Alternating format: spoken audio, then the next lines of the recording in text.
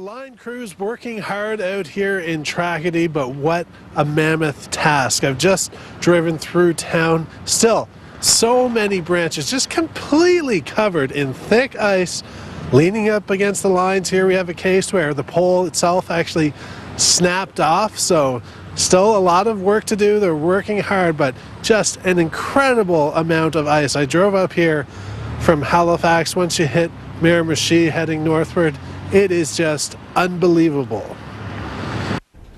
Okay, thanks for the update, Nathan. Yeah, now for Atlantic Canada, the CFX snow is easing. High pressure is moving in. Tuesday, though, that's when we're watching for our next system. Meanwhile, in BC, it's been pretty active today, but high pressure is going to move in as we head into Monday. But this area of high pressure is different than what we were dealing with last week because it's out of the north. So we're watching for a weak outflow. In other words, our temperatures are cooling down. But the good news with this area of high pressure, it's keeping a system down in the Pacific at bay, and that's going to direct all of that moisture to the Pacific Northwest of the USA, not to BC. By the time we get to Friday, though, it is looking like some of that moisture could move in, and with freezing levels dropping, we could get a burst of snow Friday for places like Vancouver. But again, we're still a few days out, so we'll watch that carefully. Upsloping is possible Tuesday for parts of extreme southwestern Alberta. Honestly, southwest of Lethbridge. It's really going to be down towards Montana where we see the heaviest snow with this, about 5 to 10 centimeters on our side of the border. But what we're going to feel widespread, that temperature drop. So I hope you enjoyed your double-digit highs in Alberta today. 15 degrees was our daytime high in Claresholm. That Clipper system that I mentioned for southern Ontario, Monday during the day, it's moving through Manitoba and parts of Saskatchewan. 5 to 10 centimeters of snow, and it's this system that's going to trigger that drop in temperatures. And hey, speaking of cold temperatures, there are 3 P's you need to know when dealing with cold weather. Rachel Schutzen has that story coming up after your local forecast. You're watching Canada's Weather Network. To help you plan your activities in the coming days, here are the short and long-term forecasts for your area.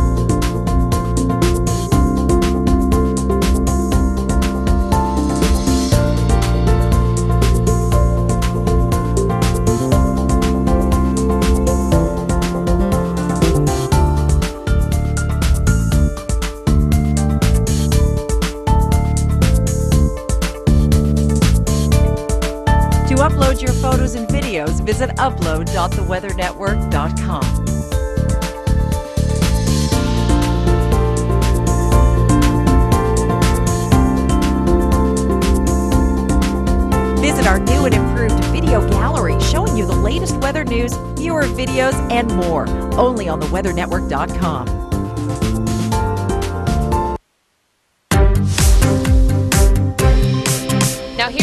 we want you to know the 3 P's of cold weather. Professor Popsicle, what are they? On our website, ownthecold.ca, we talk about anything that starts with the 3 P's, which is preparation, prevention, and performance. And so the first thing is your preparation. Do I have equipment with me? Anytime you leave your vehicle or shelter to go do something out in the wilderness, you need to ask yourself, do I have the equipment and the skills required that if something happened, I could survive the whole night tonight? And that relates to clothing. You should have a small day pack on with equipment in there. And if you can light a fire and have a shelter, you can survive any night. Okay, one last question. What's your idea of a cold day? Well, a cold day would be if it was wet and if I didn't have enough clothing. All right, I hope you wrote them down, the 3 P's of cold weather. It will help you embrace the season, enjoy it a little more, and remember, you can check out ownthecold.ca for videos by Professor Popsicle helping you love this season.